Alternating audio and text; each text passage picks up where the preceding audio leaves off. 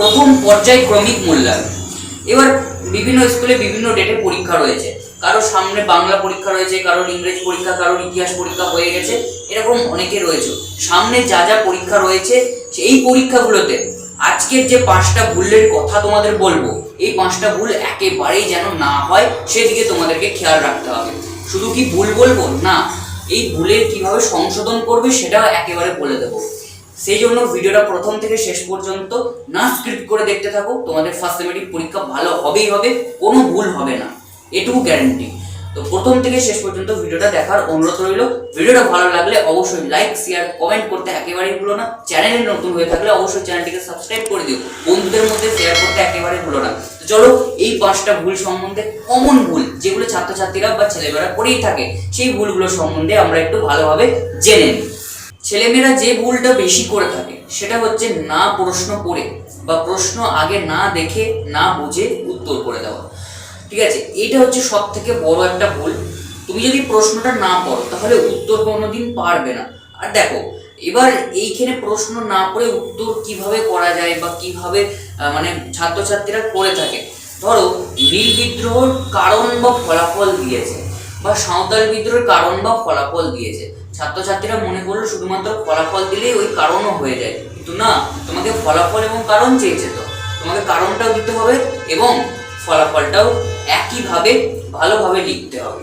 তাহলে আমাদেরকে ফার্স্টে কি করতে হবে, প্রশ্নটাকে বুঝতে হবে যে প্রশ্নটা কি চেয়েছে। অঙ্ক, ইংরাজি, বাংলা, ভূগোল, ইতিহাস, জীবনবিজ্ঞান, ভৌত বিজ্ঞান, তোমাদের যে 7টা সাবজেক্ট রয়েছে, এই 7টা সাবজেক্টে যে কোনো প্রশ্ন আসুক, আমাদেরকে ফার্স্টে প্রশ্নটা পড়ে রাখতে হবে যে কি বলতে চেয়েছে বা কি বোঝাতে চেয়েছে, আমার কাছ থেকে উত্তরটা কি চাইছে, সেটা আমাকে ফার্স্টেই ভালো করে দেখতে হবে।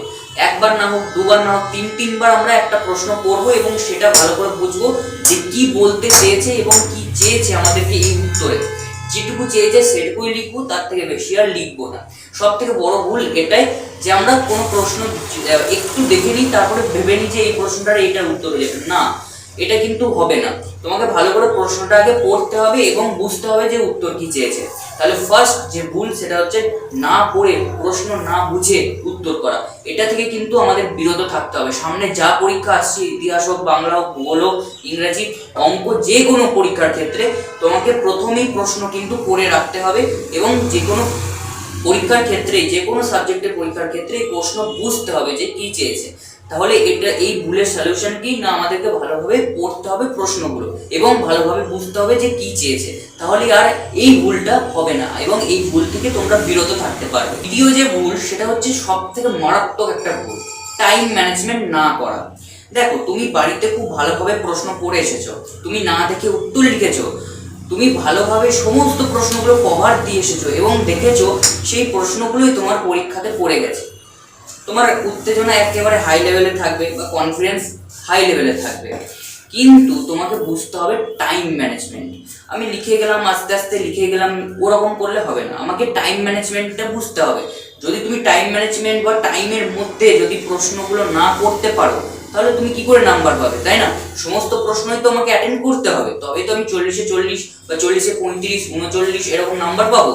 তো টাইমটাকে আমাকে আগে ম্যানেজ করতে হবে। তার জন্য দরকার হচ্ছে আমাদেরকে বাড়িতে একটু প্র্যাকটিস, কি প্র্যাকটিস, টাইম ম্যানেজমেন্টের প্রতি প্র্যাকটিস।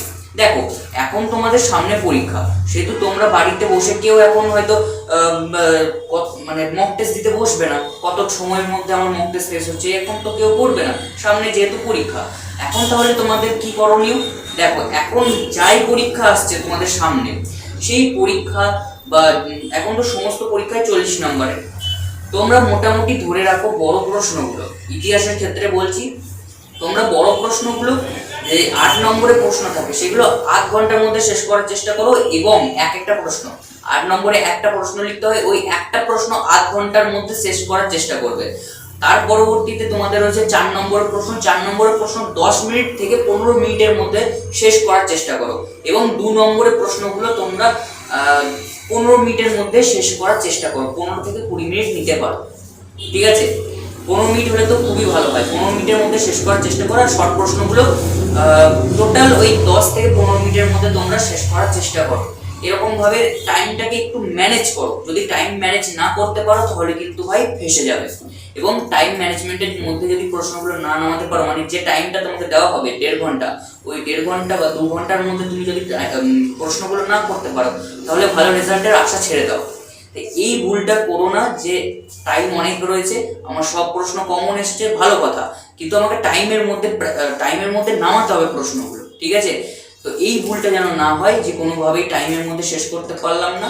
টাইমের মধ্যে শেষ করতে হবে আমাদের সমস্ত প্রশ্ন, এবং ভালোভাবে আমাকে বুঝতে হবে এবং ভালোভাবে টাইমটাকে ম্যানেজ করে আমাদের সমস্ত প্রশ্ন লিখতে হবে।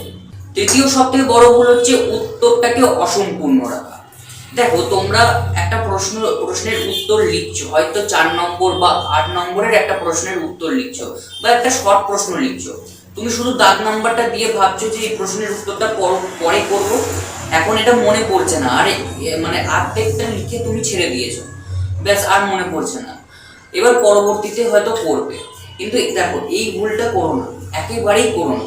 আর্ধেক মাঝপথে কোনো প্রশ্নের উত্তর লিখে ছেড়ে দিয়ে চলে এসো না, তাহলেই কিন্তু বিপদে পড়ে যাবে, তাহলে ওই নাম্বারটা আর পাবে না। হয়তো তুমি যেখানে ওইটা 4-এ 4 বা 4-এর মধ্যে 3 পাওয়ার যোগ্য ছিলে, সেখানে হয়তো 1 বা 2 পেয়ে যাবে, বা 8-এর মধ্যে যেখানে তুমি 7, 6 এরকম ভাবে নাম্বার পাওয়ার যোগ্য ছিলে, সেই প্রশ্নটাতে তুমি 4, 3 এরকম নাম্বার পেয়ে যাবে। হয়তো তোমাকে লিখতে দিয়েছে মুন্ডা বিদ্রোহের ফলাফল লেখো, তুমি 8 নম্বরের প্রশ্ন হিসেবে সেটা উত্তর লিখতে শুরু করেছো, ভূমিকা দিয়েছো, তারপর বিভিন্ন পয়েন্ট দিয়েছো, 3টে পয়েন্টের পর তোমার আর পয়েন্টগুলো মনে পড়ছে না, তুমি মনে করলে যে পরবর্তীতে লিখে দেবো, আর লিখবো না এখন, পরীক্ষা শেষ হওয়ার কিছুক্ষণ আগে সেই প্রশ্নটা অ্যাটেন্ড করবো, কিন্তু তার পরবর্তীতে তুমি সেই প্রশ্নের উত্তরটা একেবারে ভুলে গেলে লিখতে, আর সেই প্রশ্নের উত্তরটা অসম্পূর্ণ রেখেই তুমি খাতা জমা দিয়ে দিলে, সেটাতে তুমি নাম্বার পাবে? একেবারেই পাবে না। তাহলে আমাদের এই তৃতীয় ভুলটা এড়াতে গেলে আমাদের যে প্রশ্নটায় তুমি ধরেছো, সেই প্রশ্নটা শেষ না হওয়া অবধি তুমি অন্য প্রশ্নে যাবে না, বেশি করে বড় প্রশ্নের ক্ষেত্রে, ঠিক আছে? এটা মনে রাখবে। শর্ট প্রশ্নের ক্ষেত্রে তুমি একটা প্রশ্ন ভুলে গেলে তারপরে পরবর্তীতে এসে আবার যখন খাতা মেলাবে তখন হয়তো করে নিতে পারবে, কিন্তু বড় প্রশ্ন আর টাইম থাকে না, বড় প্রশ্ন তুমি ধরেছো যখন, তখন শেষ করেই ছাড়বে। তাহলে আমাদের এই তৃতীয় ভুলটা এড়াতে কি করতে হবে? তৃতীয় ভুলটা এড়াতে গেলে আমাদের এই যে সমস্ত প্রশ্নের উত্তর লিখবো, বেশি করে বড় প্রশ্নের ক্ষেত্রে যে প্রশ্ন ধরবো, সেই প্রশ্ন একেবারে ফিনিশ লাইন অবধি আমরা করে দিয়ে আসবো, তারপরে দ্বিতীয় প্রশ্নতে আমরা হাত দেবো। চতুর্থ নম্বর ভুল হচ্ছে সব থেকে একটা বড় ভুল, যেটা হচ্ছে তোমাদের যদি কোনো জিনিস ভুল হয়ে যায়, ধরো কোনো বানান ভুল হয়ে গেল বা কোনো লাইন ভুল হয়ে গেল, সেটাকে বারবার করে তোমরা পেন দিয়ে বুলাতে থাকো, মানে রং করতে থাকো। এক কথায় বলতে গেলে তোমরা সেটাকে রং করতে থাকো, খাতাটা দেখতে একেবারে বাজে লাগে। ধরো তোমাদের ভুল হতেই পারে, পরীক্ষাতে বিভিন্ন জিনিস, বানান, কোনো লাইন হয়তো ভুল হতেই পারে, সেটাকে একবার পেন থ্রু করে দাও, ব্যাস, তাহলেই বুঝে যাবে।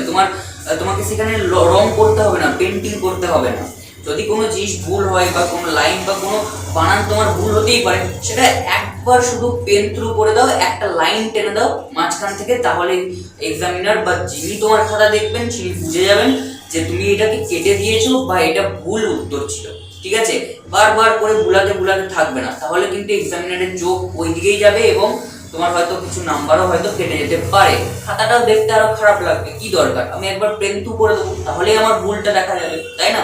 তাহলে এই যে একবার যদি ভুল হয়ে যায়, তাহলে বারবার কিন্তু কাটাকাটি করবে না, একবার পেন থ্রু করে দেবে, তাহলে কিন্তু এক্সামিনার বুঝে যাবে যে এটা ভুল উত্তর বা এটা তুমি কেটে দিয়েছো। 5 নম্বর বা পঞ্চম ভুল জানো সবারই কমন, এটা হচ্ছে তোমরা পরীক্ষা দেওয়ার পর খাতাটাকে আর রিভিশন দাও না, একবার অন্তত রিভিশন দেওয়ার চেষ্টা করবে।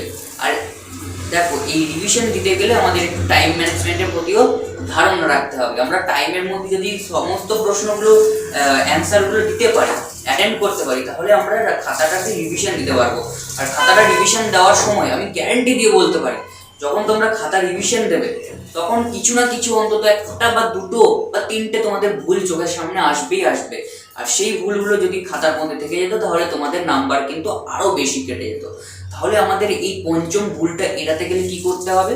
এই পঞ্চম ভুলটা এড়াতে গেলে পরীক্ষা শেষে, পরীক্ষার আগের কিছু মুহূর্তে তোমরা খাতাটাকে একবার রিভিশন দিয়ে দেবে, সমস্ত লাইন নিখুঁতভাবে দেখবে, ভালোভাবে দেখবে। সেগুলো যদি ভুল থাকে, সেগুলোতে একবার পেন থ্রু করে সেখানে আবার উত্তরটা বসিয়ে দেবে, এবং মানে খুব ভালোভাবে খাতাটাকে চেক করবে, ঠিক আছে? একবারে মাস্টাররা যেমনভাবে চেক করেন তোমাদের খাতা, সেরকমভাবে নিখুঁতভাবে তোমরা খাতাটাকে একবারে রিভিশন দেবে। যে কোনো ভুল থাকলে সেই মুহূর্তে তোমরা সেই ভুলটাকে ঠিক করবে, ঠিক আছে?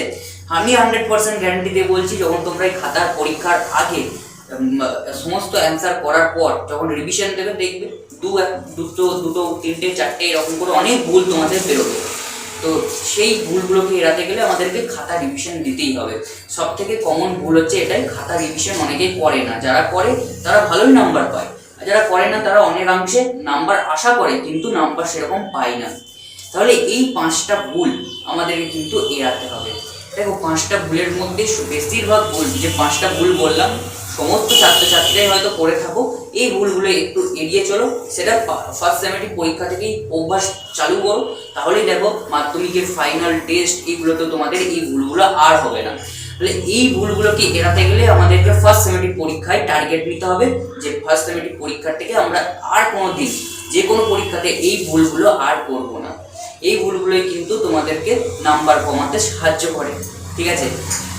সোজা কথায় বলতে গেলে এই 5টা ভুল তোমাদের নাম্বার কমিয়ে দেয়, নাম্বার বাড়ায় তো না, একবারে নাম্বার কমিয়ে দেয়। তাহলে এইভাবে তোমাদেরকে এই 5টা ভুলের ওপর নিজেদের নজর দিতে হবে। ভালোভাবে পড়ে যাও, সবারই পরীক্ষা ভালো হবে, এটুকুই। Best of luck.